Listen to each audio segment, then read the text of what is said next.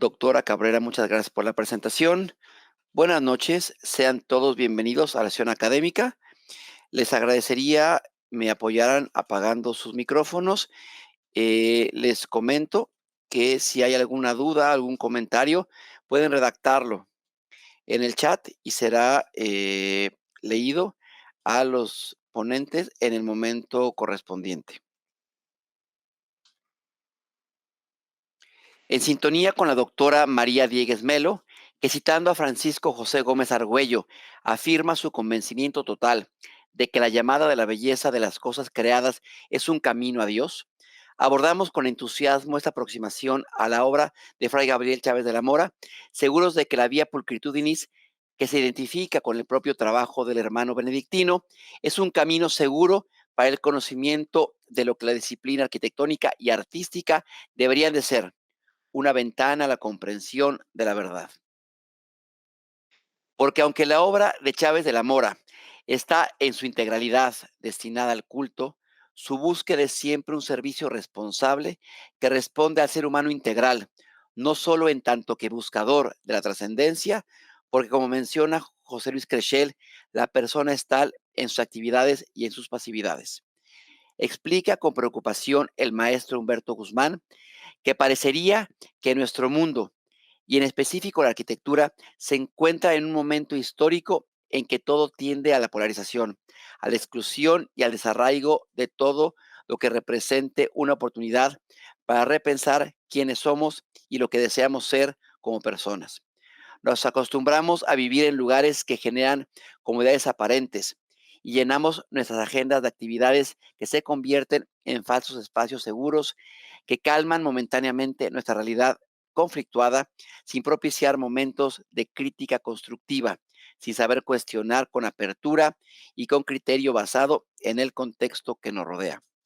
Frente a un mundo que silencia la participación humana, con apertura a un bien común, surge la figura de Fray Gabriel, que desde su papel mixto de contemplativo y hombre de acción, su hora et labora, muestra en cada una de sus obras la comprensión profunda del ser humano, donde se conjugan de modo indivisible sus dimensiones soma, psique y neuma, constituyendo obras que en sí mismas son lecciones antropológicas en torno a lo que es el ser humano y a la responsabilidad de lo que cada pieza arquitectónica debe tener ante él.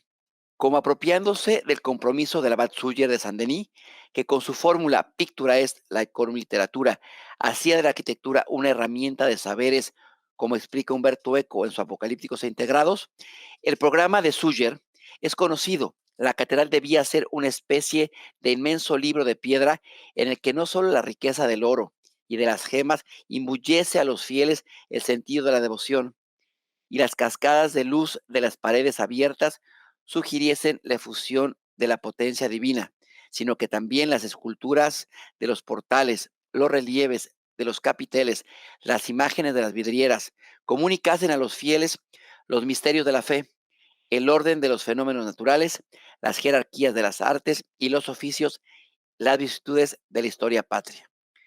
Pero en Chávez de la Mora, al igual que nuestro invitado jesuita, la profesión se encontraba al servicio de la vocación, tal como el propio Guzmán afirma al estudiar el movimiento moderno en México y apreciar la arquitectura religiosa del arquitecto y monje benedictino.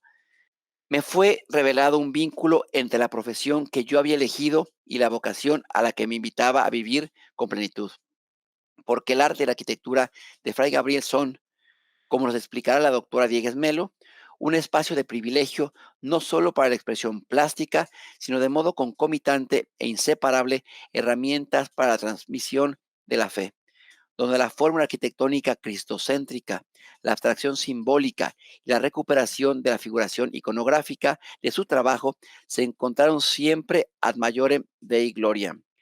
Nuestro conversatorio sobre el arte y la arquitectura en la obra de Fray Gabriel Chávez de la Mora literalmente es una sinfonía a dos voces, interpretada por nuestros queridos invitados María Diegues Melo, doctora en Historia del Arte por la Universidad de Salamanca, y Humberto Guzmán Parra, Societate Jesu, maestro en Filosofía y Ciencias Sociales por el ITESO, quiere ser a la vez que un homenaje al arquitecto, una aproximación viva al ser humano. Y sé que nos encontramos en las mejores manos para ello. Demos la bienvenida a ellos. Le doy la palabra a la arquitecta Alejandra Arroyo para arrancar nuestra sesión.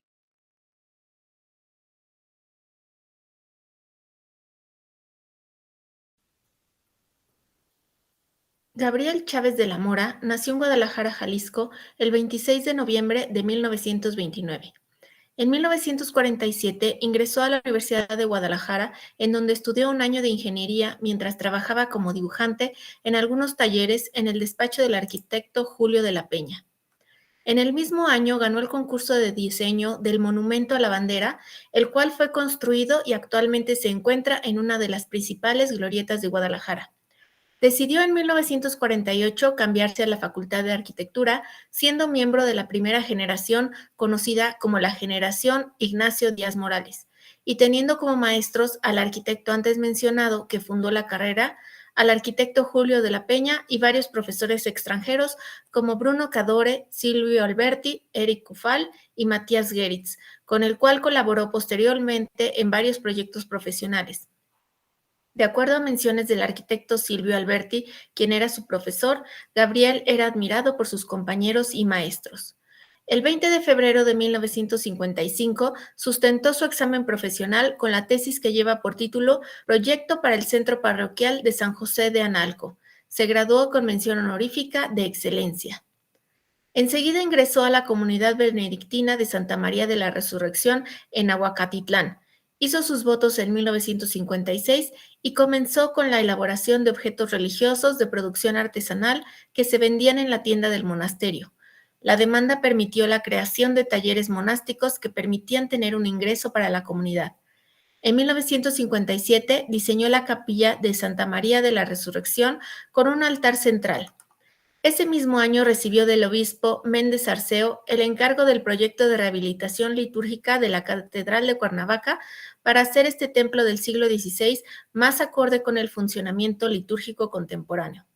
Con estos proyectos anticipó los cambios propiciados una década después por el Concilio Vaticano II. Después de prepararse en el Seminario Conciliar de México, fue ordenado sacerdote el 1 de mayo de 1965.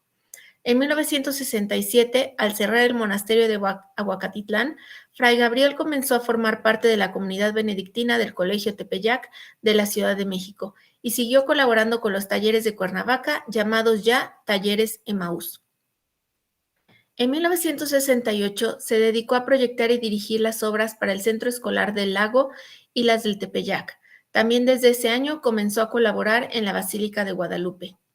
Entre decenas de diseños y readaptaciones de los espacios litúrgicos realizados por Fray Gabriel, destacan la capilla del Seminario Conciliar de la Arquidiócesis de México, del presbiterio y del coro de los canónigos de la Catedral Metropolitana de Guadalajara, el Santuario de los Mártires en Jalisco, la Parroquia de la Madre de Dios en Guadalajara, la Basílica de Nuestra Señora de Guadalupe en Monterrey, el Santuario Guadalupano de Zamora, la Capilla Universitaria del Iteso y el Albergue Trinitario, ambos en Guadalajara, la Capilla Ecuménica de la Paz en Acapulco, el Santuario de Nuestra Señora del Perpetuo Socorro en Querétaro, algunos conjuntos pastorales como los de la Catedral de San Juan Bautista de Villahermosa, Tabasco, y el de la Catedral de Mexicali, Baja California, entre otros.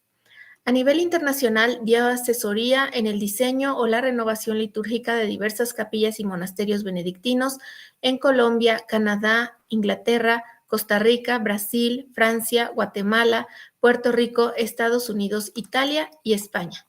En colaboración con el arquitecto Pedro Ramírez Vázquez, participó en el proyecto de la nueva Basílica de Guadalupe entre 1973 y 1975, así como la Capilla de la Virgen de Guadalupe en el Vaticano.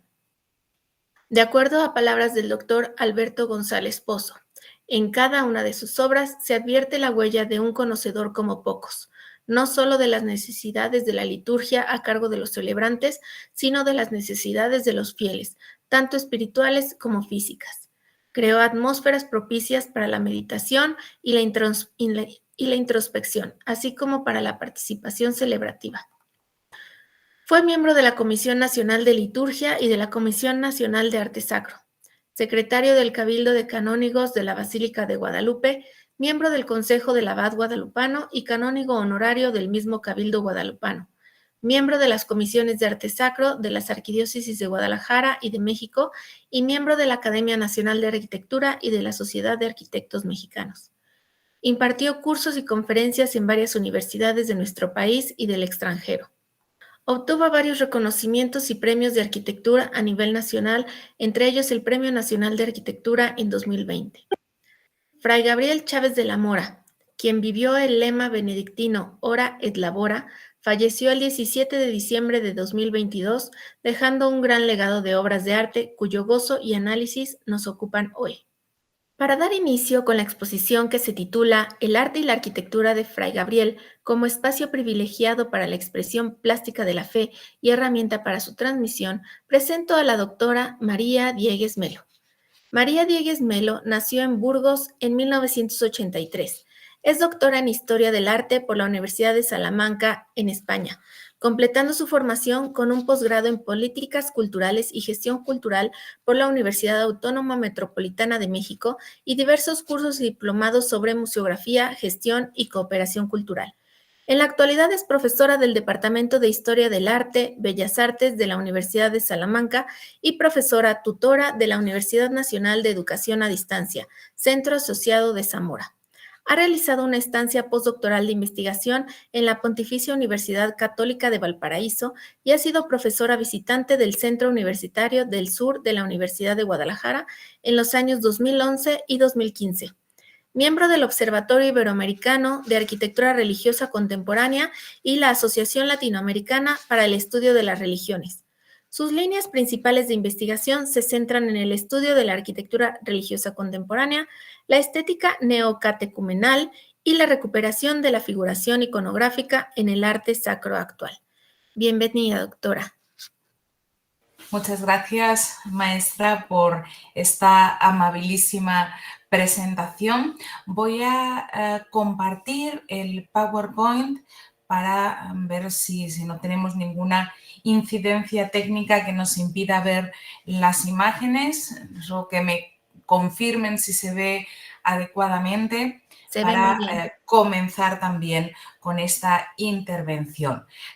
Sin duda, pues primero agradeciendo a los miembros del capítulo poblano de esta Academia Nacional de Arquitectura la invitación a participar de este conversatorio. Es verdaderamente un honor para mí poder estar con ustedes en esta tarde en horario mexicano, noche para nosotros, pero es un gusto poder reunirnos, muy especialmente por el aprecio al autor y a la obra que hoy vamos a abordar, cuando siempre es una responsabilidad para mí como historiadora del arte hablar ante un auditorio como el suyo conformado por arquitectos debido sin duda a las diferencias disciplinarias. Responsabilidad también acrecentada por contar entre la audiencia con uno de los estrechos colaboradores de Fray Gabriel, el arquitecto Luis Miguel Argüelles Alcalá. Querría comenzar también con un agradecimiento a la presidenta del capítulo que ha abierto este conversatorio y un agradecimiento que hago extensivo al arquitecto Eduardo Funes Cacho por todas las atenciones a lo largo de la organización de este evento. Como han podido ver en el cartel de la sesión y en la presentación anterior, mi intervención tiene un título cuya extensión avanza la dificultad de abordar el autor que nos convoca en los breves 15 minutos de los que dispongo. Como se ha señalado, este título reza El arte y arquitectura de Fray Gabriel como espacio privilegiado para la expresión plástica de la fe y herramienta para su transmisión. Sin duda es un título ambicioso que más podría resumir casi a manera de conclusión una ponencia al uso. Y debido a esta extensión y para concretar los contenidos, he querido resaltar algunos términos del propio título para que podamos realizar este camino contando con un marco comprensivo suficiente. En primer lugar, tenemos al autor, cuyo estudio hoy nos convoca, Fray Gabriel Chávez de la Mora, debidamente presentado con las palabras de la maestra Alejandro Arroyo. En segundo lugar, tenemos su producción artística y arquitectónica, es decir, el resultado del ejercicio creativo. En tercer lugar, hablamos de la expresión plástica de la fe como resumen del contenido de la obra de arte realizada por Fray Gabriel y finalmente la finalidad de la propia obra de arte que en un contexto de arte sacro y litúrgico no puede desligarse de la vivencia y la transmisión de la fe. Con estos pasos tenemos unos elementos necesarios y creo algo suficientes junto con el contexto histórico, vital y formativo para emprender el estudio de un ámbito artístico. Un creador, el resultado del ejercicio creativo, es decir, esta obra artística y arquitectónica que podemos analizar aplicando las distintas metodologías histórico-artísticas para buscar los contenidos y la finalidad de las mismas. En relación con los procesos de creación, no hay que olvidar que Fray Gabriel destaca, aun cuando todavía sea algo por descubrir para una parte del público, por la reflexión teórica y el detalle en la concepción del programa arquitectónico. Sirva de ejemplo este y otros muchos esquemas, en ocasiones concebidos como un códice de la propia obra. Sus dibujos tienen una gran profundidad teológica, litúrgica y pastoral, sin renunciar también a ser una herramienta práctica propia del ejercicio de diseño. Y toda esta unión de profundidades es posible gracias a su concepción como liturgo, arquitecto y artista plástico, algo que es difícil de concretar en una misma figura. Normalmente hablamos de grupos interdisciplinares, pero una de las singularidades y riquezas del autor que hoy nos convoca es poder reunir en su persona, en su formación, en esta vivencia que muy bien antes se señalaba, una vivencia de llamada creativa y también religiosa que reúne estos aspectos múltiples. De entre los dibujos del género es muy conocido el Códice de la Capilla de Santa María de la Resurrección en Ahuacatitlán, que analiza los elementos simbólicos del oratorio, pero he elegido especialmente el dibujo que ven proyectado por su vinculación entre antropología y arquitectura. Fray Gabriel parte del análisis del ser humano, un usuario concebido en su integridad, es decir, materia y espíritu concretizados en un espacio y tiempo determinado. Y estas realidades materiales y espirituales aparecen en cierto sentido transfiguradas en un camino de encuentro con Dios alentado por la belleza. Gracias a este análisis del usuario y sus necesidades y apoyándose en la tríada vitruviana, Fray Gabriel es capaz de desarrollar un programa arquitectónico para el espacio litúrgico donde sus notas estéticas están en relación con una belleza, solidez y utilidad que permita que el resultado de la labor artística y arquitectónica fructifique en el usuario. No en vano estamos ante un fraile arquitecto, dos vocaciones unidas, como después se nos recordará. El ejercicio profesional, desarrollado de manera indisoluble a la vocación religiosa, contextualiza su amplísima producción, así como el espíritu con que ésta se desarrolla. Estos dos puntos podrían resumirse en dos conocidas frases del autor. La primera es una definición del objeto de creación artística: arquitectura, integración de artes y artesanías al servicio de la liturgia. Esto revela una visión global de las artes en el espacio celebrativo, una producción de arte sacro que comprende de forma conjunta arquitectura, iconografía, vestiduras litúrgicas, los elementos del ajuar, mosaico, relieves, vitrales, tipografías, artes gráficas, una variedad también técnica. Y esto es especialmente significativo porque en el contexto de creación de la arquitectura religiosa contemporánea, que sin duda es de gran valor en cuanto a innovaciones técnicas y espaciales, observamos por otro lado que en muchas ocasiones hay una desconexión entre la modernidad constructiva y el ajuar litúrgico. no solo en las fórmulas, sino también en la falta común y evidente de preocupación por estos aspectos dentro del diseño inicial de la arquitectura. A veces parecen casi como añadidos que vienen en las últimas etapas y no como una parte fundamental del diseño global. Y en esto destaca sobradamente la obra de Chávez de la Mora, ya que esta concepción de arquitecto y artista plástico que vive en su esencia personal le hace sensible a estas búsquedas de arte total, donde precisamente en orden a la liturgia se integren estos elementos creativos. Una segunda cita nos está revelando la finalidad de la obra de arte litúrgico, que mis obras glorifiquen a Dios y santifiquen a mis hermanos. Por tanto, relacionamos la creación artística con esa vía pulcritudinis, con la vivencia y transmisión de la fe en una vertiente sacerdotal, pero también ligada a la caritas y al ejercicio profético, ya que el arte sacro está comprendido de esta manera en una llamada al camino eclesial. Todo esto es una constante en la historia del arte cristiano, también en la modernidad. Con esta breve contextualización estamos en grado de abordar tres caminos de expresión plástica y estética dentro del trabajo del hermano benedictino. Una formulación arquitectónica cristocéntrica, una vía de abstracción simbólica y la recuperación, en último lugar, de la figuración iconográfica. Estos apartados vinculantes, relacionados, protagonizarán la parte más visual de mi intervención, atendiendo a obras de arte en las cuales, digamos que la simbología cristológica buscaría esta triple vertiente expresiva.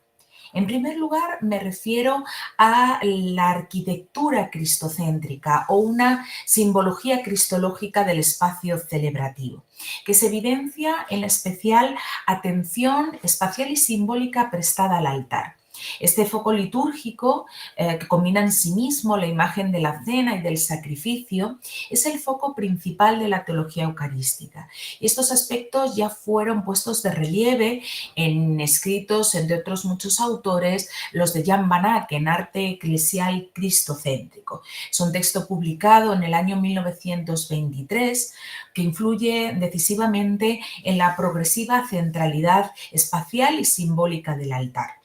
Una centralidad que queda patente en la capilla de Santa María de la Resurrección en Ahuacatitlán, donde observamos el altar en el centro de una suerte de presbiterio concelebrado acorde a la vivencia comunitaria de los religiosos. Pero también es visible la centralidad física y simbólica en el reacondicionamiento litúrgico de la catedral cuernavacense. Tenemos esta obra del 57, también un proyecto ligado al obispo Sergio Méndez Arceo, donde el altar se separa del fondo del ábside y además refuerza su atención como final del espacio camino, en una elocuencia simbólica reforzada por las inscripciones que lo rodean, tomadas del libro del Apocalipsis.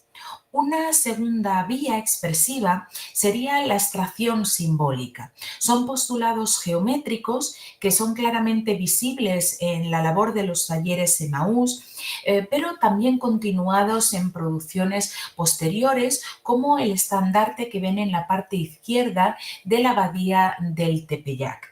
La Santa Faz, que ocupa la parte derecha de la presentación, tiene una reducción geométrica ligada, por ejemplo, a postulados planteados por Matías Geritz, quien fuera su maestro en la Universidad de Guadalajara.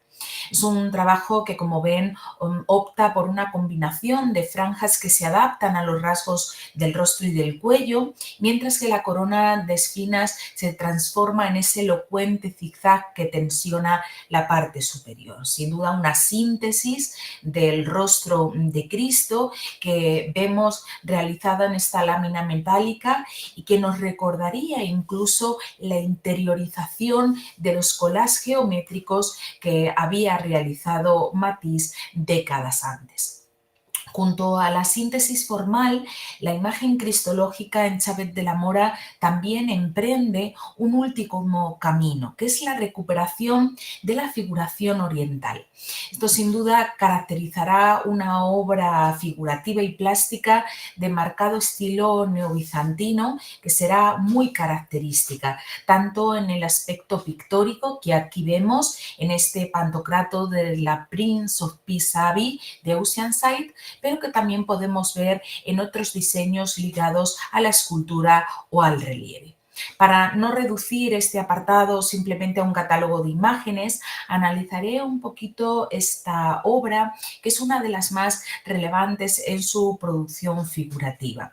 Es una representación al uso de un Cristo Pantocrator, barbado, sentado en el trono, pero un trono sugerido brevemente por un entramado de líneas que podrían confundirse con este fondo en madera. Una composición incluso de rasgos naif donde Cristo aparece bendicente con esa mano derecha que mantiene la colocación de los dedos propias de la tradición iconográfica cristiana y que nos revela esa réplica de las letras griegas que analizan el anagrama cristológico, Jesús Christos. Tenemos también en su mano izquierda sosteniendo ese libro de la vida, un libro abierto que por el tratamiento geométrico podría evocarnos la imagen de las tablas de la ley, resultando un puente entre el Antiguo y el Nuevo Testamento. Puede leerse claramente la inscripción Pax, que se vincula tanto a las tradiciones orientales como muy especialmente a la titularidad de esta abadía, que retoma el texto del profeta Isaías que anuncia la llegada del Mesías como príncipe de paz. Las vestiduras blancas tienen un sutil juego de pliegues también geométricos que aparecen casi volados por extenderse en un trono no totalmente visible y nos da la base de un triángulo que tiene el vértice en el nimbo crucífero. Además, las vestiduras blancas nos hablarían en un tiempo como el pascual en el que nos encontramos precisamente de ese Cristo resucitado, donde no atisbamos los rastros de la pasión, sino que las llagas aparecerían también resucitadas con esas fórmulas estrelladas. El sentido celeste continúa en el nimbo. El nimbo aparecen inscritas las letras griegas que nos recuerdan el nombre de Yahvé en el Éxodo. Yo soy el que soy. Una imagen que, como ven, nos combina la figuración con otras sugerencias de dibujo, una cruz inscrita, la presencia también del sol y la luna, del alfa y la omega. Tenemos el Pantocrator también tomando los elementos del Tetramorfos, por lo tanto estaríamos ante una representación de la iconografía del Salvador entre las potencias. Digamos que son reducciones de estos pequeños detalles que nos obligan a acercarnos a la obra para una plena contemplación, pero que desde la parte celebrativa en la cual está la comunidad y los fieles, las líneas principales de la interpretación son claramente visibles. Por lo tanto, una combinación del carácter geométrico con la actualización de la tradición artística cristiana, por lo tanto una unión entre arte contemporáneo y estilo personal.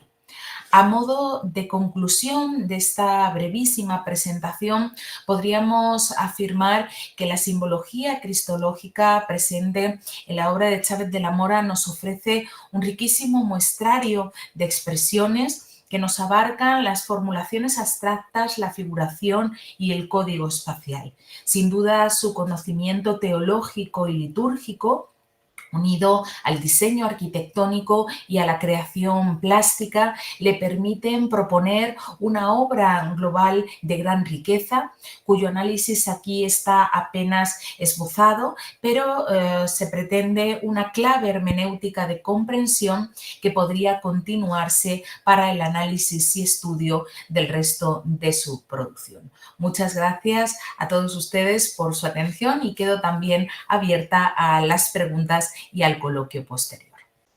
Doctora, muy enriquecedora la charla. Decía al principio que estamos de verdad en las mejores manos para profundizar en la persona y en el trabajo de Fray Gabriel. Una estructura, tu presentación que liga arte, arquitectura, teología, que nos da un recorrido cuidadoso, de cuidadoso trazo al trabajo de religioso y nos permite ver con otros ojos sus obras, levantando capa a capa los elementos que la componen. Agradezco a motu propio y a nombre de la academia tu participación.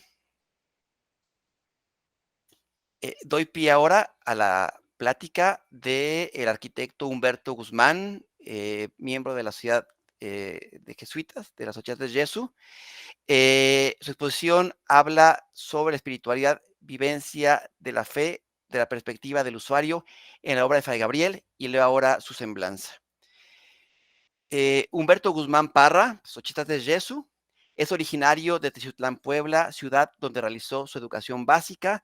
De 2011 al 2016 estudió la licenciatura en arquitectura en la Universidad Iberoamericana Campus Puebla.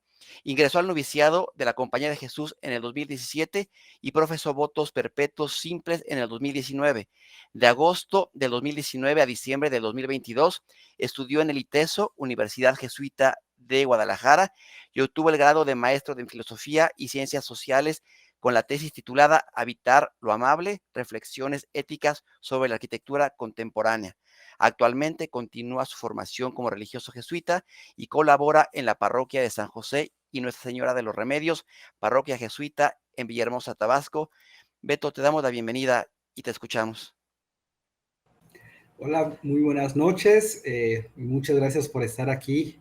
Pues bueno, también les agradezco el espacio a toda la academia, a la doctora María, que siempre que escucho y leo algo que tiene que ver sobre Fray Gabriel, termino como muy conmovido y muy emocionado. Y pues bueno, yo no soy tal cual un académico, yo soy, pues siempre parto desde la experiencia. Y creo que lo que les voy a compartir, pues viene siendo qué pasó en mí como arquitecto y como religioso al emocionarme sobre la arquitectura de Fray Gabriel Chávez de la Mora y cómo esta emoción, este asombro, pues abonaron también para un proyecto de investigación. Entonces, pues bueno, ahí va un poquito de lo que les voy a compartir. Pues bueno, yo les comentaba que, pues bueno, soy arquitecto de profesión, pero jesuita de vocación. Y esto es un distintivo muy importante para mí, porque el lugar donde voy siempre me dicen, oye, puedes revisar esto, puedes hacer el otro, puedes dibujar aquello, y pues obviamente yo no concibo mi vocación sin tener un énfasis también en cómo servir de una forma distinta, y ahí está la arquitectura. Cuando terminé la licenciatura, pues hubo algo que a mí me causó como cierta incomodidad. Me di cuenta que lo que yo había diseñado, pues si bien era para Cuernavaca, también podía estar o en Ciudad de México o en otros lados. Y yo pude decir, pues le falta un sentido a esa arquitectura contemporánea. Y ya estudiando filosofía en Guadalajara, comencé a preguntarme, bueno, ¿cuáles son esos vínculos que me emocionan de la arquitectura? ¿Qué sucede con el afecto? Esta huella que toca nuestro interior y provoca tener diferentes sentires, algo que va pues más allá de lo epidérmico, sino que toca verdaderamente nuestras emociones, el pensamiento, el afecto. Y pues bueno, fue un poco lo que yo estuve reflexionando después ya en la filosofía, pero que tuvo un énfasis muy fuerte al conocer la arquitectura de Fray Gabriel. Encuentro que hay tres temas principales en lo que a mí me gusta reflexionar: la arquitectura, la percepción y la realidad. Y hay tres formas de cómo podemos estar en esta triple relación de arquitectura, percepción y realidad. La primera, tenemos que contemplar la realidad. ¿Cómo? Pues ahí yo me voy a mis raíces ignacianas. San Ignacio de Loyola, al iniciar una contemplación, nos pide, bueno, recuerda la historia que vas a contemplar. Si es Belén, el nacimiento de Jesús, imagínate aquella casita en el frío, en el despoblado, y en eso mete tus sentidos. Déjate afectar por la realidad. Cuando nos sentimos afectados por la realidad, pues bueno, la realidad deja una huella en nosotros. Y al identificar estas pequeñas cosas que van captando nuestra atención, nuestro imaginario, nuestros sentimientos, que desatan lágrimas o incluso confrontación, pues bueno, podemos encontrar cuáles son aquellas interferencias que el mundo sensible emite hacia nosotros. Ahora, ya somos un poco más conscientes de qué es lo que nos está diciendo la realidad desde la experiencia personal. Ahora toca cómo estar en ella. Pues yo parto pues desde la percepción del espacio y la experiencia perceptiva. Es ahí donde pues centro como mi estudio en cómo identifico, perdón un segundo,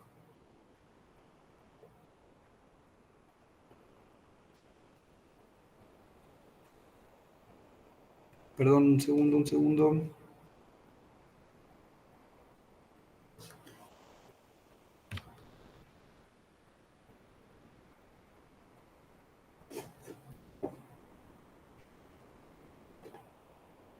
Ok, ¿se ve ahí la presentación?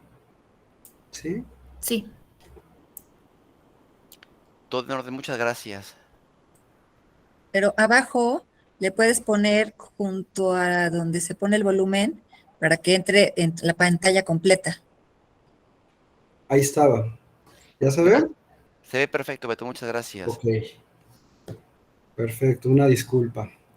Les decía, me había quedado en este punto.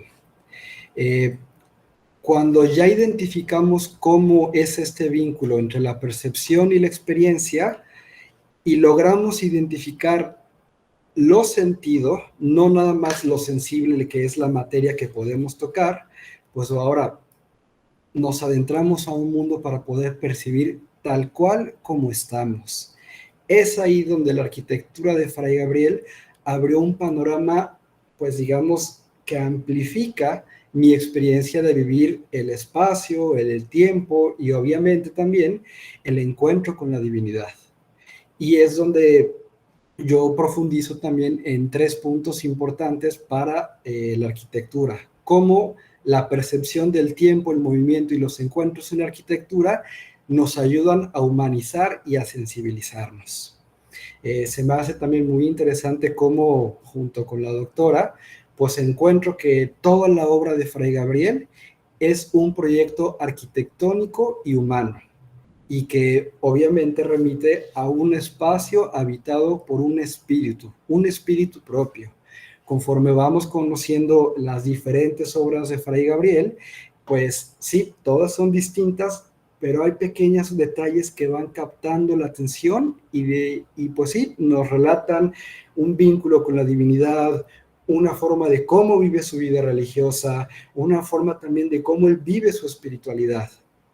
Es ahí cuando la definición de arquitectura, la integración de artes y artesanías al servicio de la liturgia, nos ayuda a participar de una forma consciente, activa y fructuosa ahora sí, en el servicio de la iglesia.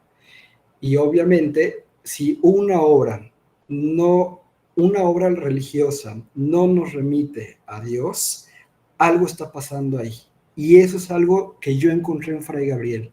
Hasta los más mínimos detalles se cuidan con mucho cariño y afecto. Un cariño que nos habla de su propia relación con Dios. Y en todas las obras, ahora sí, los 3 atributos de Vitruvio, utilidad, solidez y belleza, también juegan con el tiempo en el cual está plasmando su arquitectura. Sí, comenzó en los 50, pero conforme va avanzando el tiempo, también Fray Gabriel va jugando con los volúmenes, los colores, los materiales, y eso es apasionante para mí. ¿Qué es lo que puedo decir yo que es fundamental sobre la arquitectura de Fray Gabriel? Que él no quitó, ahora sí, del centro a los fieles y su experiencia de fe. Aquí tenemos la imagen de la abadía del Tepeyac, muy bonita y vacía, pero un espacio vacío, híjole, queda incompleto. Ahí entra la antropología cristiana y la presencia del ser humano en un espacio litúrgico. Y encuentro yo desde ejercicios fácticos de ir a experimentar diferentes iglesias, diferentes mercados. Ahora sí, poquitito después de la pandemia me aventé ahora sí a experimentar cuál es el fundamento del ser un religioso que se adentra en la realidad del mundo.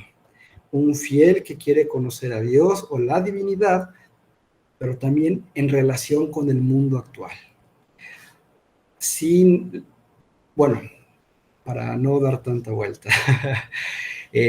Ahora, después de este ejercicio de haber mirado la imagen de la abadía del Tepeyac, encuentro 3 palabras fundamentales que nos pueden ayudar a percibir la arquitectura contemporánea, y que estas 3, que es el movimiento, el tiempo y los encuentros, los viví desde la arquitectura de Fray Gabriel, que fue lo que desató el imaginario y el mundo afectivo.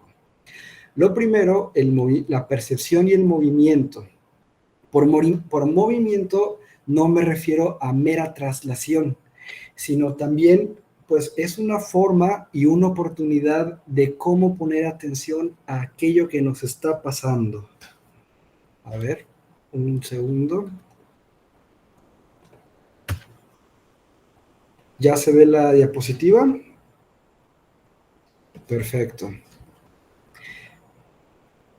Por movimiento y percepción, encuentro como el movimiento no es un mero ejercicio de traslación, sino también desde el lenguaje religioso, cuáles son aquellos movimientos espirituales que me están pasando interiormente y que al mismo tiempo, pues hay veces no los logro comprender.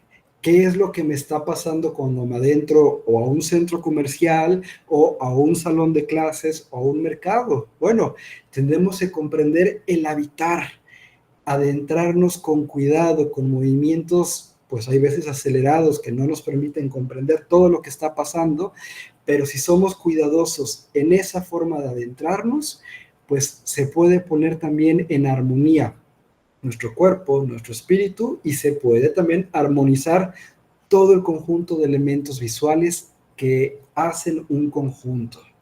Cuando nos vamos armonizando y vamos viendo con atención los pequeños detalles de todo un conjunto, se logra percibir de una forma distinta. Es ahí donde yo puedo decir, se descifra la apariencia, lo bondadoso que la arquitectura y el espacio nos pueden regalar.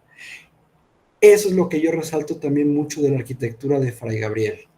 La armonía entre los colores, los materiales locales, el juego de volúmenes, de formas, pues son buenos y hablan de un cuidado y un cariño en los más mínimos detalles que ayuda a dar significado a cómo nos percibimos habitados en un espacio.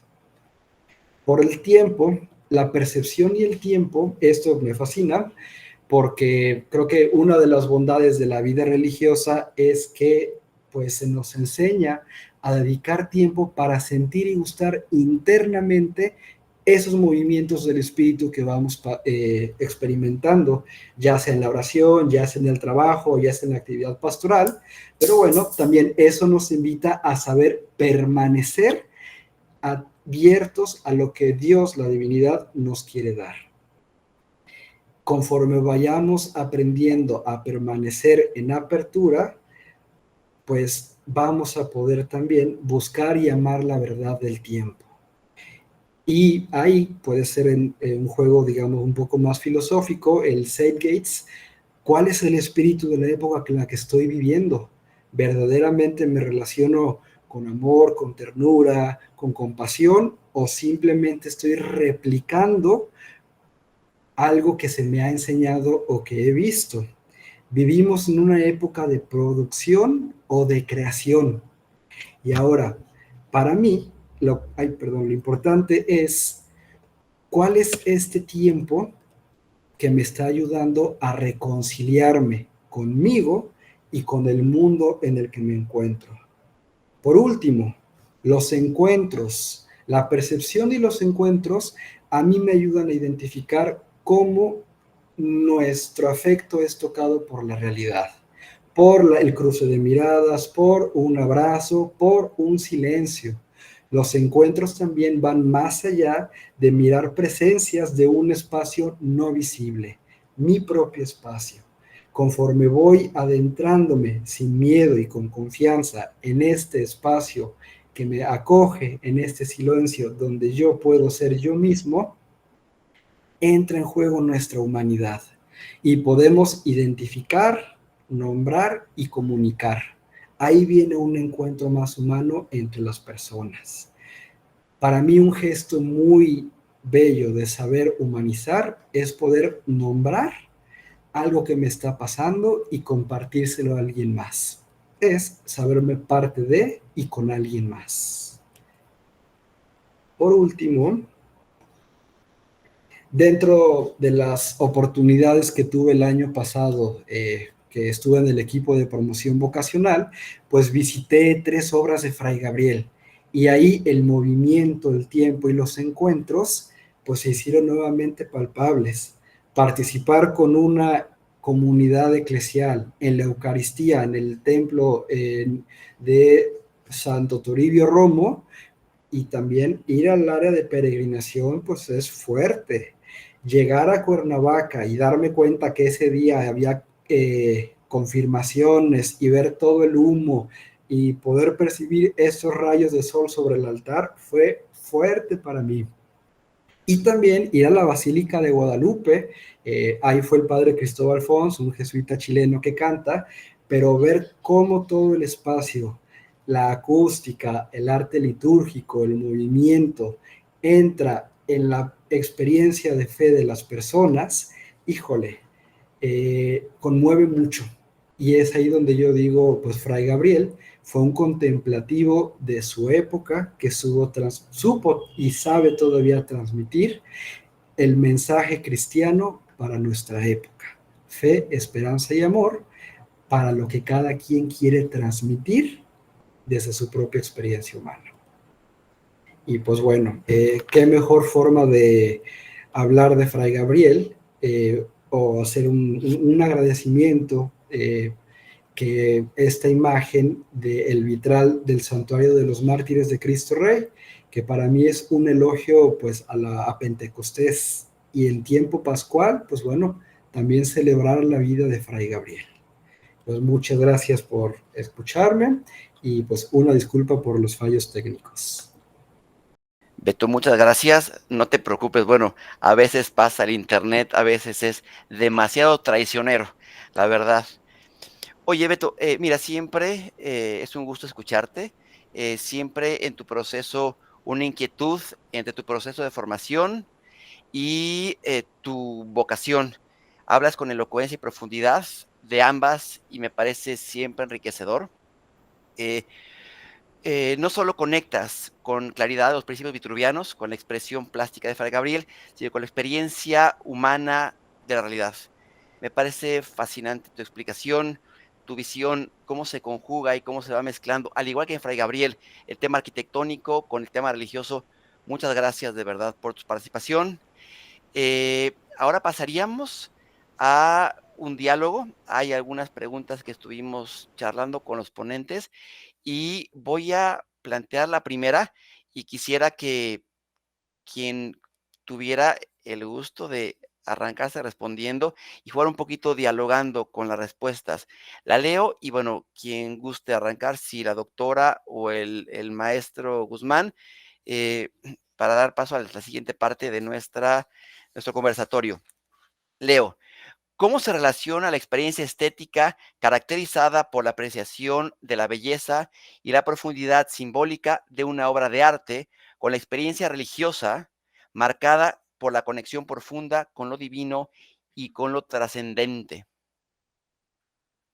No sé quién quisiera. La doctora Melo, Diegues Melo.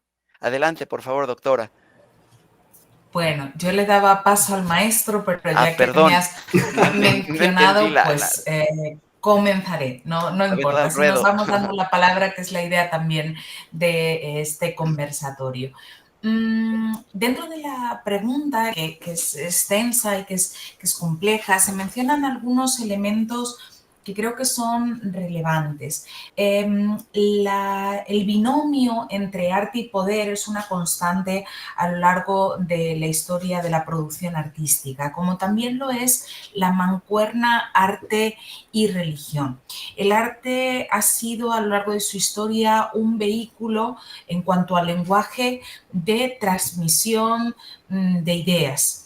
Transmisión, por tanto, también de creencias, de sistemas religiosos y de sistemas de pensamiento. Por lo tanto, la existencia del arte está necesariamente vinculada a la existencia de las religiones, a la historia de las religiones. En la pregunta hablabas de experiencia estética y de experiencia religiosa, no necesariamente experiencia litúrgica, que puede ser una de las experiencias religiosas, pero no la única. También la contemplación, también la vivencia personal, también la observación.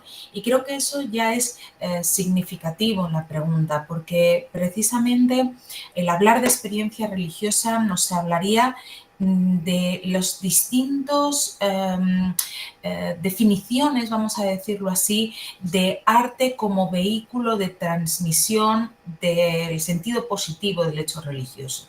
Es decir, no solamente arte sacro, arte litúrgico, sino lo que es en esencia el arte religioso, que es aquel que considera el hecho religioso de una manera positiva, y esto existe a lo largo de la historia de las religiones en muchísimas vertientes, ¿no? Creo que es uno de los puntos necesarios y por eso quería mencionarlo de inicio antes de dar la palabra también al maestro, esa distinción, primero, qué es arte, esa raíz latina, arsi del griego tekné, que nos habla de una creación del ser humano que expresa visiones personales que interpretan lo real o lo imaginado a través de un cauce plástico, pero en este caso también religioso, con un adjetivo que nos implica esa expresión artística que trata de interpretar lo trascendente a través de estas formas sensibles. Adelante, Beto. Gracias. Pues bueno, la parte de la experiencia pues juega mucho también en la humanidad, o sea, cómo cada uno, cada una se siente interpelado por algo. Para mí yo puedo decir, la relación es, si es la parte estética, pues que nos vincula con la belleza, pues bueno, la belleza puede ser pues muy plural. Hay a quienes un atardecer les parece bellísimo y hay a quienes les atormentan los naranjas. Hay a quienes la vegetación es lo más bonito y hay a quienes odian la vegetación. Pues bueno, lo mismo pasa con la experiencia religiosa, pues es Dios mismo, el uno en lo múltiple. A lo mejor ahí la relación que existe entre estas dos es cómo la simbología y los ritos, que no necesariamente tienen que ser litúrgicos, se vuelven parte de este vínculo que va desatando una experiencia emocional, una experiencia personal, una experiencia comunitaria. Un ejemplo muy sencillo, para mí algo que es muy estético es poner en la mañana un mantelito de bordados de Guayapan, para hacer mi oración de la mañana, mi Cristo Pantocrátor y un café. Sin el café le falta algo. Se va vinculando la experiencia humana con la experiencia divina y es ahí donde yo me voy disponiendo también. Perfecto. ¿Algo más que quieras agregar, doctora? No, efectivamente, señalaba algo muy interesante el maestro, la cuestión del gusto, que tanto se ha debatido en la estética y en la teoría de las artes. Podríamos partir de preguntas que son tan abstractas como el tema que tratamos. qué es el arte, qué es la belleza, qué es la fealdad, también como componentes estéticos que entran dentro de nuestra comprensión también de las cosas y que nos afectan para calificar ese medio sensible que nos rodea. Perfecto. Vamos a entrar ya al tema directamente de Fray Gabriel. Este era un poquito como el entorno. Les comentaba al principio de la sesión que tenemos el chat. Si alguien quisiera hacer alguna pregunta, algún comentario, hay un equipo que está pendiente para poderlo hacer llegar cada uno de los comentarios a la doctora y al maestro. Planteo la siguiente pregunta. ¿Podría igualmente partirse en dos para que cada uno de los ponentes diera su propia respuesta? Pero hay un acento al final de esta pregunta que sea particularmente dirigido a la doctora. No sé si, Beto, quisieras empezar tú primero y después ya cerrar con la doctora por el acento al tema particular de su tesis doctoral. Y leo: ¿tuvo la normativa litúrgica emanada del Concilio Vaticano II una consecuencia en el espacio de culto y en las artes aplicadas a este, o los cambios que planteó resultaron en adaptaciones epidérmicas y solamente accesorias a él? En Fray Gabriel, ¿cómo es la experiencia? Y le pediría después a la doctora que me apoyara respondiendo, igual que en Fray Gabriel, en la obra de José Gómez de Argüello. Por favor, Beto, te doy la palabra. Pues bueno, yo con mucha alegría puedo decir que Fray Gabriel se le adelantó unos 5 años al Vaticano II. Y eso habla también, o sea, de cómo la perspectiva contemplativa de Fray Gabriel también estaba muy enraizada en la realidad y en las necesidades del ser humano. Entonces, los cambios litúrgicos, pues obviamente cuando se toca cuando se intenta decir algo en nombre de todo un conjunto religioso, habrá quienes lo reciban con mucho gusto y habrá a quienes les cueste recibir esos cambios. En general, yo creo que la propuesta arquitectónica y religiosa de Fray Gabriel es muy bien apreciada a nivel internacional y pues obviamente en la devoción popular de México, pues ahora sí, el arte litúrgico de Fray Gabriel custodia a la Virgen de Guadalupe. Entonces, pues es eso. Fray Gabriel supo cuál era, digamos, desde la Basílica de Guadalupe, quién era el centro, que era María, que nos lleva hacia la experiencia de Dios. Eso es algo también valiosísimo de Fray Gabriel. No le quita la centralidad a la experiencia espiritual popular y también forma parte de un conjunto, que es la iglesia. Perfecto. Muchas gracias, Beto. Doctora. Bueno, yo querría dividir la respuesta en varios aspectos, ya que he sido interpelada con el trabajo de la estética neocatecumenal. Quería comenzar primero con una cuestión que creo que es necesario reflexionar sobre ella, que es el propio concilio y cómo se llega al Concilio Vaticano II. Es verdad que si tenemos que pensar en un momento de la historia de la Iglesia reciente, lógicamente va a ser el lugar al que miremos. Este concilio ecuménico va a marcarnos unas pautas para la Iglesia actual, siguiendo esa doble vertiente que tuvieron las sesiones conciliares, una mirada ad intra, que dice la Iglesia de sí misma, y también ad extra, que tiene que decir la Iglesia al mundo actual.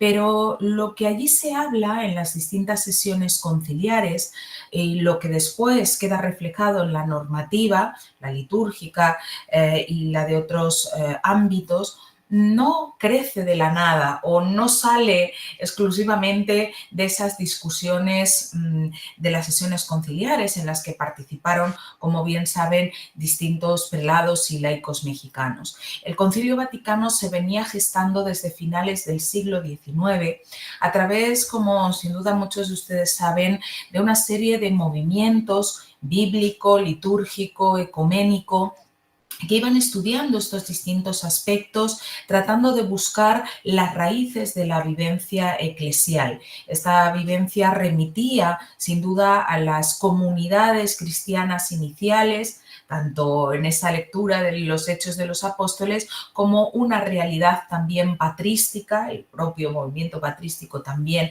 es importante y las publicaciones que se hacen al respecto. Y en el sentido litúrgico, el movimiento litúrgico va a proponer muchas de las novedades que después se van a ir integrando también en la arquitectura. Por ejemplo, Fray Gabriel es capaz de integrar en Ahuacatitlán y en Cuernavaca dos proyectos de juventud del año 57 que son sorprendentes en cuanto a la perfección de esa globalidad de los conceptos, porque son de una etapa inicial y parecerían ser de un autor en los estados finales de su trayectoria por la globalidad. Pero ¿por qué es posible hacer esto? Porque Fray Gabriel conoce muy bien, no el concilio que no ha sucedido, no se está avanzando una nada que todavía no existe, se está poniendo en forma visible y concreta en el espacio latinoamericano y en concreto en el espacio mexicano las discusiones que Fray Gabriel conocía muy bien ligadas al movimiento litúrgico y especialmente a la orden benedictina, que fue tan importante en los monasterios europeos para este estudio de lo litúrgico, de lo espacial también. Ya se hacían celebraciones de cara al pueblo, que por cierto el concilio no dice que tenga que ser así el espacio litúrgico ni que se tenga que articular así toda la celebración eucarística, ¿no? Hay veces que adjudicamos al concilio radicalidades y expresiones que habría que perfilar más. Pero Fray Gabriel conoce todo esto, conoce el análisis del año litúrgico, por ejemplo, que está en los textos benedictinos, y lo va a llevar a cabo en su reflexión plástica, ¿no?, de estas primeras obras del 57. Por eso es capaz de adelantarse, porque estaba muy bien formado como arquitecto, como artista plástico, y también en esa dimensión teológico-litúrgica que no solo conoce cuando llega a Ahuacatitlán, sino que su intención y su búsqueda vocacional le había llevado por su propia realidad familiar, vinculada también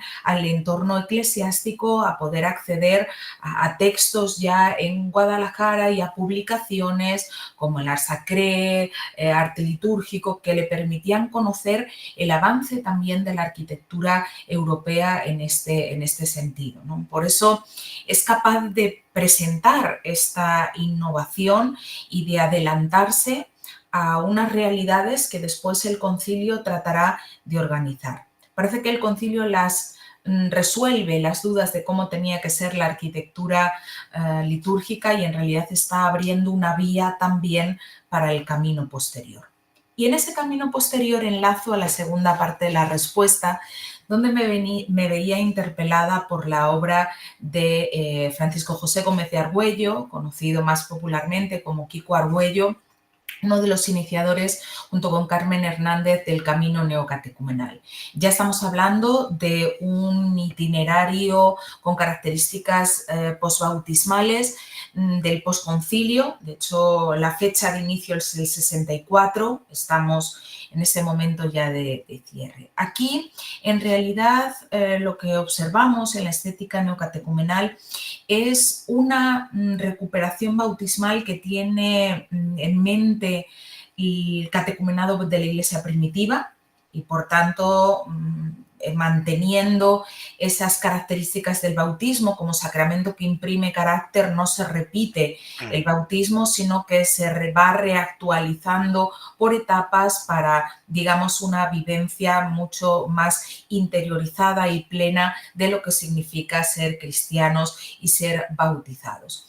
Esto tiene una implicación en el espacio litúrgico. La idea de comunidad y de asamblea, desarrollada en un espacio centralizado para la distribución de los fieles, que se combina con una axialidad para la distribución de los focos de la liturgia, con una especial atención a la fuente bautismal. Si hablamos de un itinerario con características de iniciación cristiana posbautismal, no es de extrañar que se le dé un espacio predominante también a esa fuente bautismal dentro de ese eje del espacio litúrgico y creando pues unas líneas de correlación con el propio presbiterio. La colocación del baptisterio y del espacio dedicado al sacramento del bautismo es una de las grandes dudas no resueltas dentro de la normativa del propio concilio, que deja abierta la interpretación, arquitectos como ustedes, para poder buscar un lugar acorde a esa interpretación de la normativa. Los concilios en general precisan poco estas cuestiones artísticas y arquitectónicas, dan una especie de esqueleto que nos permite caminar entre aguas. Por eso es muy útil tener estos equipos interdisciplinares donde haya un arquitecto, un liturgo, un artista plástico y entre todos busquen una forma sensible para concretar estos aspectos. Muchas gracias, de verdad, muy completa y muy enriquecedora la pregunta. Tengo una duda nada más, igual si es útil para complementar, para quien guste responder. Eh, el arquitecto Guzmán hace referencia en su documento de tesis de cierta decepción a la arquitectura contemporánea, que no es capaz de expresar simbólicamente. ¿Qué tanto es impermeable a lo simbólico, esta arquitectura que piensa que lo importante es la tecnología, las cajas rígidas, encristaladas, y que veo el mayor arquetipo de ese vacío simbólico en la capilla del IIT de Mies van der Rohe, que es una caja que se compara con las instalaciones de calentamiento de la universidad, realmente no tiene ninguna capacidad de expresión simbólica. Es impermeable esa arquitectura, y la aparición de gente como Kiko Argüello y de Fray Gabriel son realmente aquellos que le dan vida a estas obras que nacen muertas, simbólicamente hablando. Beto.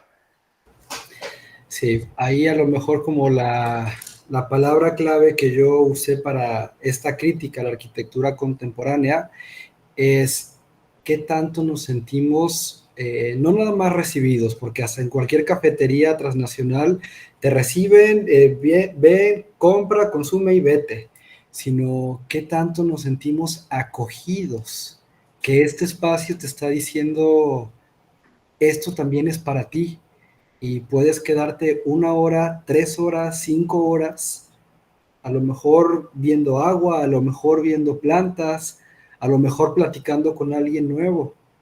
¿Qué tanto nos sentimos acogidos, habitados por ese mismo espacio que nos recibe? Eso es parte de mi crítico. Hay un desarraigo de la arquitectura contemporánea y están desarraigando la experiencia humana de sí misma. Nos están objetualizando y a la misma arquitectura se está objetualizando. Eso yo creo que no pasa en ninguna de las obras de las que hemos estado dialogando en esta sesión. Totalmente de acuerdo contigo. Pasaría yo a la siguiente pregunta. ¿En qué medida la obra de Fray Gabriel refleja la relación del artista con la trascendencia más allá de un mero gozo estético personal? ¿O cuál es la importancia del arte sacro y litúrgico en la transmisión del mensaje cristiano, y cómo la obra de Fray Gabriel va más allá de las cuestiones meramente artísticas? Doctora, ¿está bien?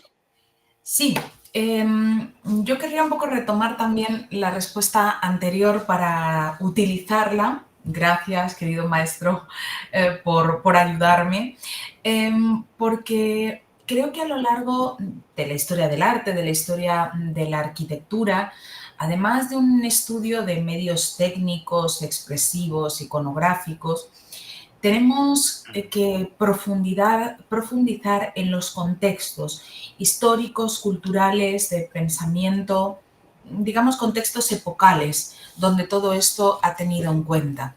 Si nos maravillamos por el gótico y cómo eran esas grandes catedrales medievales, tenemos que atender a esa concepción del hombre, del tiempo, del espacio, de la divinidad, y contraponerlo quizá a qué es lo que estamos viviendo hoy. El arte, la arquitectura que hoy observamos son producto de la época en la que nosotros vivimos. Y somos los actores, todos los que nosotros estamos hoy reflexionando, los que estamos llamados a cambiar una época si vemos estos aspectos que nos surgen una cierta crítica, una cierta incomodidad. ¿Por qué no nadar a contracorriente en la época de la posmodernidad, de la posverdad que nos marea y que nos lleva a hablar en vez de verdad, de mentira, en un giro de 180 grados en el que todo se da la vuelta? Creo que hay que también enraizarnos en la concepción contemporánea del hombre. ¿Qué es el hombre hoy? ¿Es simplemente un usuario del espacio arquitectónico? Yo tengo que decir que cuando hablo con arquitectos como ustedes, me cuesta digerir el término usuario. Me cuesta mucho, porque yo no solo uso las cosas, las habito, las significo. Soy una persona dentro de un espacio. Y el término persona va más allá. Estamos hablando de un concepto antropológico que va más allá. Por eso, cuando hablamos de arte sacro, tenemos una gran ayuda. Los que nos dedicamos a esto parece que tenemos un bálsamo que nos ayuda a llevar esta crítica o este movimiento a contracorriente, porque el arte litúrgico, y en el caso en el que estamos hablando, el arte cristiano, esto lo tiene más claro. La antropología cristiana, a día de hoy, la teología, la reflexión de la Iglesia católica no ha perdido estas realidades de respeto a la persona, a la concepción integral del ser humano. Y eso ayuda a plantearnos la arquitectura y el arte en esa clave hermenéutica, ¿no? Por eso podemos tener un gozo estético personal, porque somos una persona relacional que vive en comunidad también su fe, bien seas religioso, como nuestro maestro que nos acompaña, como el propio Fray Gabriel, otros tantos arquitectos que han vivido esa vocación de la experiencia arquitectónica y también la vocación religiosa unida. Por ejemplo, Fray Curro dentro del ámbito dominico, Van der Laan también en el entorno europeo. Yo creo que eso es una de las cuestiones que nos permite mirar hacia la trascendencia, si no estaríamos hablando de una mera arquitectura con otras significaciones, es válida también, pero nosotros trabajamos en otra liga cuando hablamos de una arquitectura y de un arte religioso. Y por eso podemos utilizar la vía pulcritudinis. La segunda parte de la pregunta habla de la transmisión del mensaje cristiano. La historia del arte cristiano está transitada por ese término de la vía pulcritudinis que ha utilizado la belleza junto con el bien y la verdad como esos trascendentales del ser. Estamos hablando de puntos neurálgicos, de una suerte de trípode cuasi trinitario que nos permite también articular el mundo y aquello que nos rodea. Muchas gracias. Beto. Uy, ahí va. Pues bueno, si hay algo que se quiere transmitir dentro de la arquitectura y el arte sacro, es un mensaje. Y si nos vamos, digamos, a cuál es el mensaje, pues bueno, es un mensaje de salvación. Vámonos a la historia de salvación. Bueno, somos creados, el pecado nos toca, y en la misma divinidad Dios nos va mostrando un camino de cómo liberarnos, sabiéndonos que siempre podemos caer. Pero ahí viene el punto. El movimiento, el cuerpo, el espíritu, la comunidad, en todo esto es nuestra parte relacional, donde la experiencia artística, la experiencia social, la experiencia como individuo entra en juego. Ahora, ¿cuál es el papel del artista dentro de esto?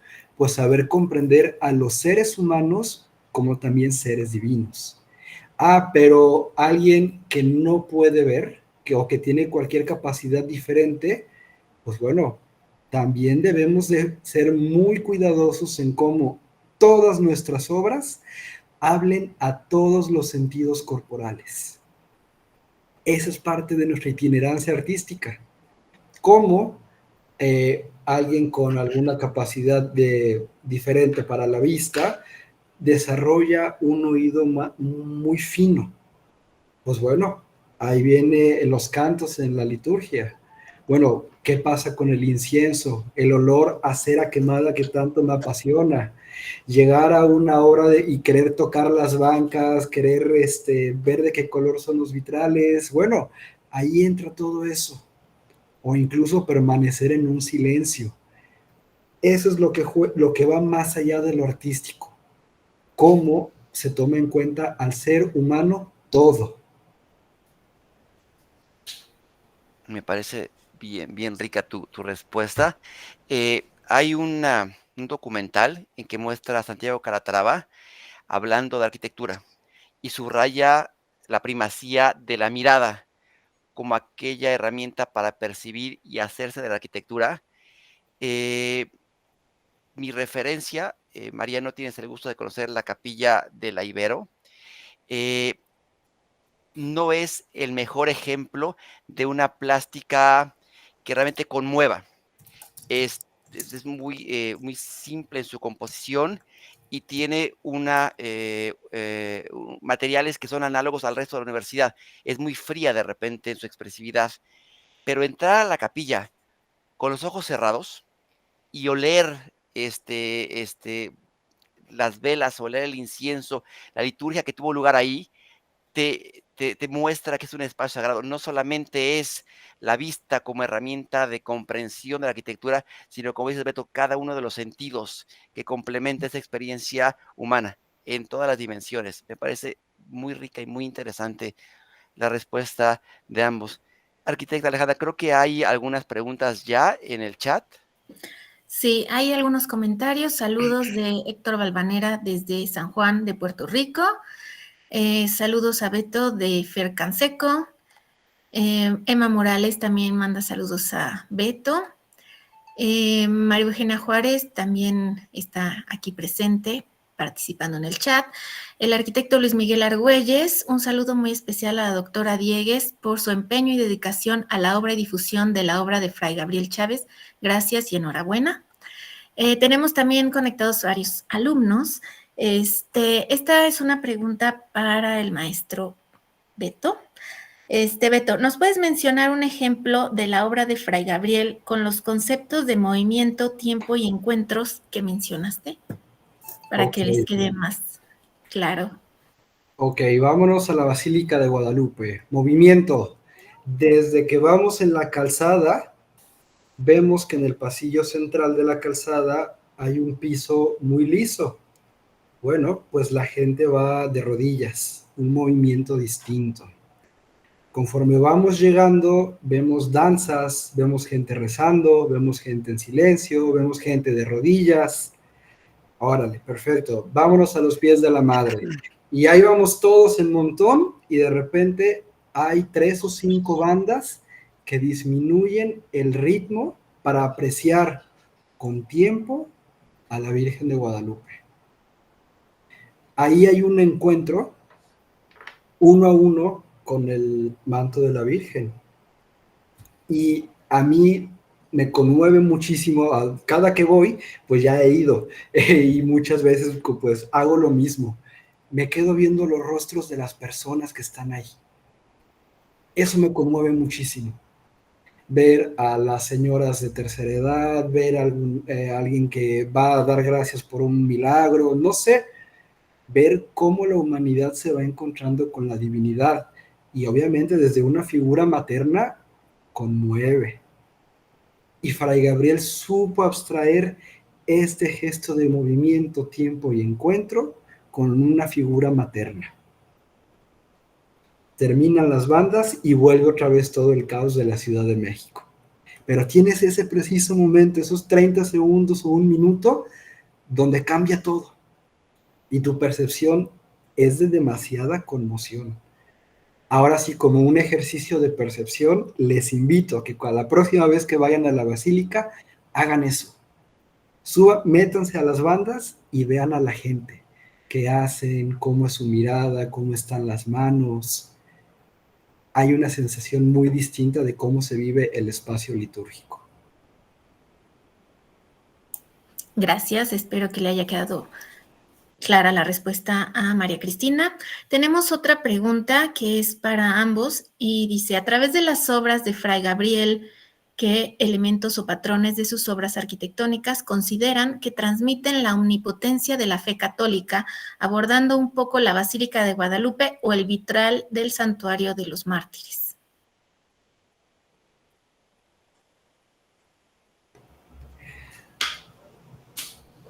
Maestra, adelante. Bueno, aquí, más que la omnipotencia de la fe católica, yo me centraría más en la experiencia encarnatoria de Jesús.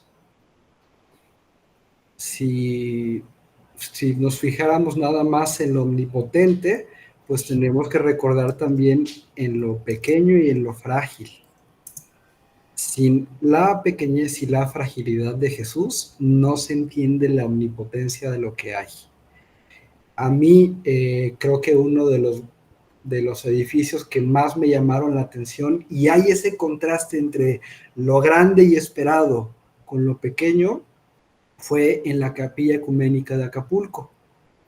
Ves en toda la bahía una crucesota, llegas, y lo que a mí me rompió así como me causó mucha emoción fue ver un altar así, no me acuerdo, como con martillazos, con huecos. La piedra fue perforada. Cristo fue perforado. La humanidad fue perforada, traspasada.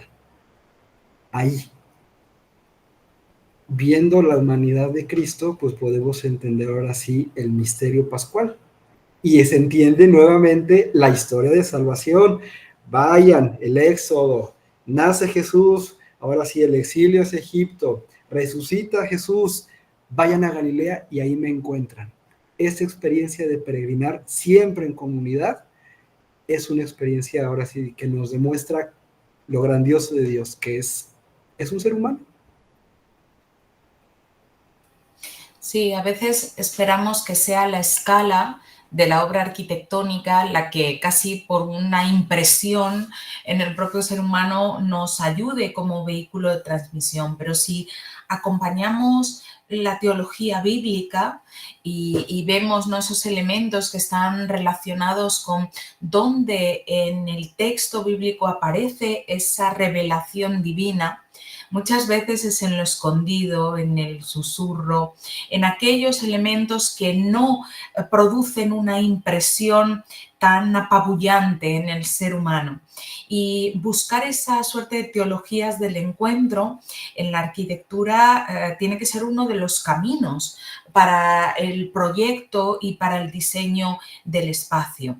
No es fácil, yo les dejo la tarea a todos ustedes de poder hacer ese diseño del espacio sacro y litúrgico, que no es sencillo llegar sobre todo a las cotas y alteza de resultados que tiene la obra de Fray Gabriel, donde a veces precisamente su diseño trata de solucionar, permítanme el término, algunos problemas propios de la escala, y mencionaba la propia pregunta el Santuario de los Mártires, donde precisamente la intervención de Fray Gabriel trata de dar respuesta a esos problemas del espacio, a una configuración sígnica del presbiterio, un retablo lumínico que busca canalizar el mensaje principal del lugar, que no es tanto que sea grande o pequeño. Viene muy bien el ejemplo de la capilla ecuménica, ¿no?, y otros tantos pequeñas capillas. No se trata de que sea un espacio grande o pequeño, sino que pueda transmitir este mensaje del que estamos hablando. Muchas gracias. Gracias, Miriam. Jorge, por tu pregunta. Yolanda García Cruz les manda saludos a la doctora Diegues y al maestro Humberto del Colegio de Arquitectos de la Ciudad de México. Gracias por la conferencia. María Isabel Vargas Mata, felicidades por tan interesante y profunda charla desde Cuernavaca. Con estos comentarios finalizamos nuestra plática de hoy. Agradecemos especialmente a la doctora María, que en este momento son como las 4:30 de la mañana. Y bueno, me quedo con algunas ideas como esta de materia y espíritu concretizados, servicio, emoción y afecto, la plástica como experiencia de la fe, estas ideas que llaman la atención y que podrían englobar un poco lo que es esta experiencia de la obra de Fray Gabriel Chávez de la Mora. Y a nombre de la Academia Nacional de Arquitectura, Capítulo Puebla, agradecemos la valiosa participación de nuestros ponentes, a quienes haremos entrega de su constancia vía correo electrónico, y agradecemos también a todos los que se conectaron por su presencia, sus comentarios y sus preguntas. Sin más, nos despedimos. No sé si la presidenta, la doctora Virginia, quiere hacer algún cierre, algún comentario.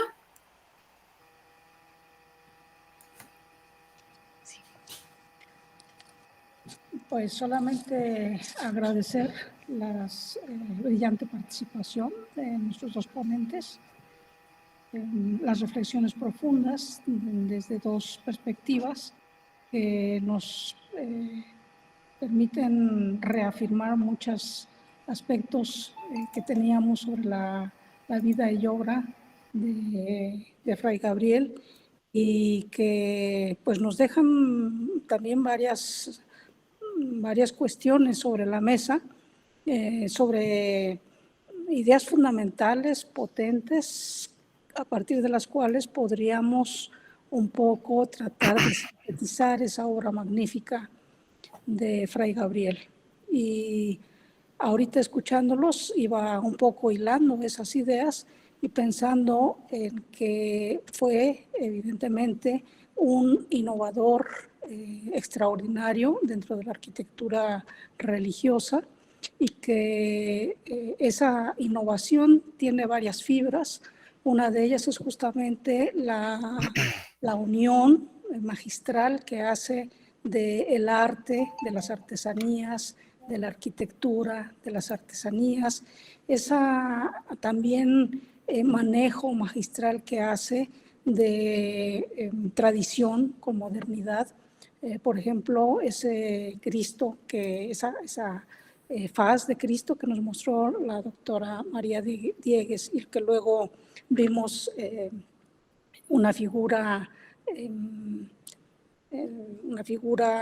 oriental, representación de Cristo, bueno, nos muestra cómo hay ese manejo tanto figurativo como abstracto extraordinario, la utilización de materiales de la región. Bueno, creo que son muchos aspectos que indudablemente constituyen una gran enseñanza para quienes desarrollamos la profesión de la arquitectura. Y una duda que me queda un poco, que sería contestarla, pues sería llevarnos otras 2 horas. Nada más la dejo para reflexión. Hemos visto que mucha de la obra de Fray Gabriel tiene influencia externa a México, pero yo revertiría la pregunta.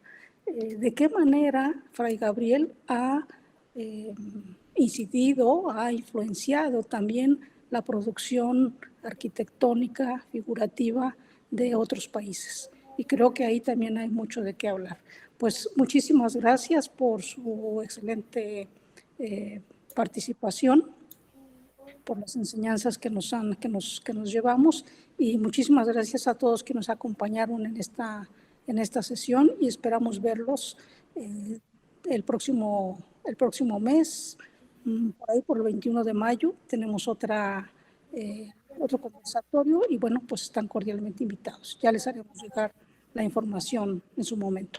Muchísimas gracias. Muchas gracias. Beto, María, muchas gracias. Un abrazo muy fuerte. Un abrazo, muchas gracias. Gracias. Gracias igualmente a todos. Saludos a todos.